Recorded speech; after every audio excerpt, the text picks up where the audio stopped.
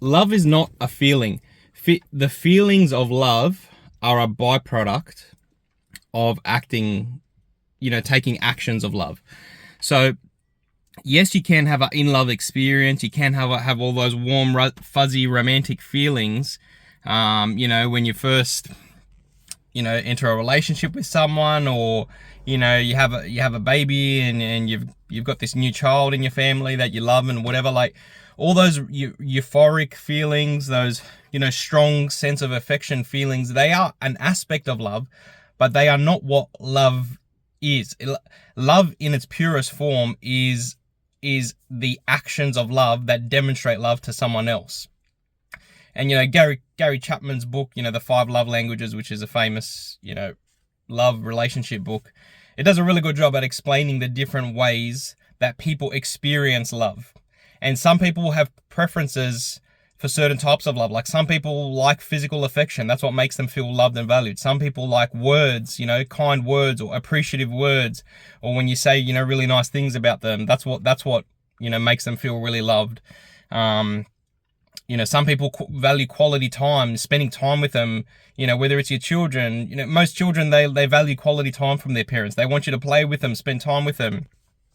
Yes, if you're the father, or mother, but, mainly the, the father's role to provide for the family and whatever. Like, yes, you provide a roof over their head and food in their tummies and things like that. Yes, that's an aspect of your love, but for a child, that's just, that's just normal. That's just expected. And, even if you can't, like, a child can still feel loved by their parent, even if, they're homeless. Like, you hear of stories of children that were raised in really, adverse conditions overseas in third world countries, and they still have a deep love, like they knew their parents loved them, from experience, even if, they weren't able to be provided for in a way that, a lot of us in Western countries can. But,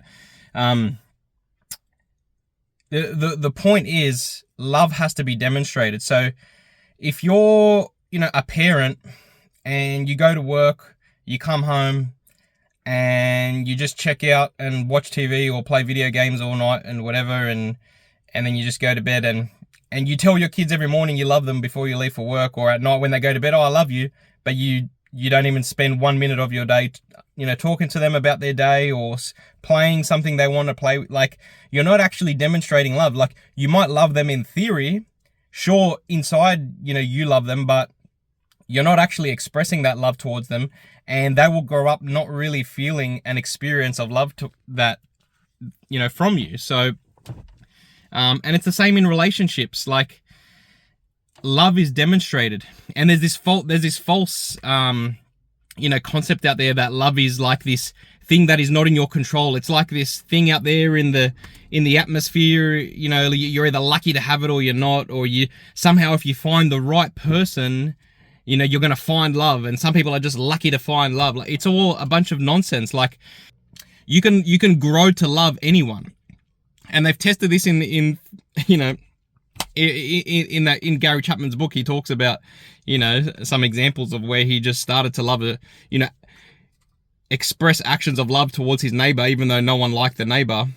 And then eventually over time, he started to actually develop feelings of kindness towards this person just because he was taking actions of love. So you can, learn to love anyone. But the whole point is, you see in like movies and music and things like that, it's all about like finding the right person, or, people might be dating and they're not sure if it's the one for them or not, or whether they should marry them or not, and they'll often get asked like, oh, do you really love them? Like, that's one of the indicators whether you should marry, like, but do you really love them?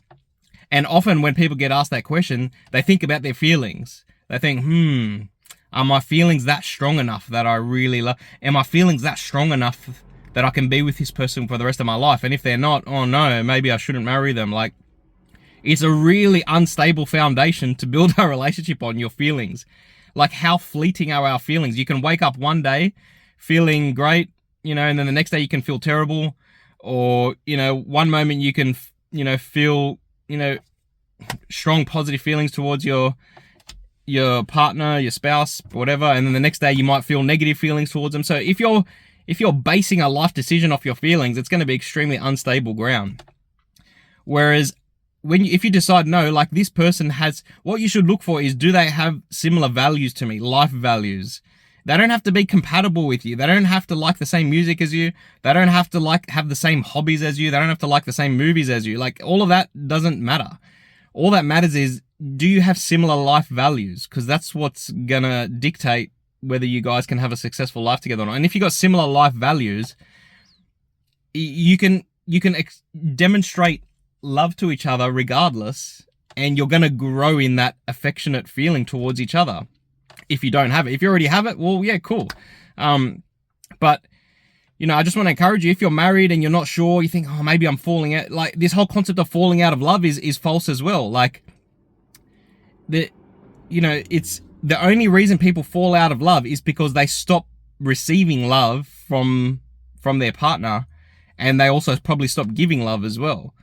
Whereas if you can learn how to express love, how to take actions of love, and if your partner gives love that you, in a way that you like to receive love, the feelings of love will come back. It's not something that's out of your control.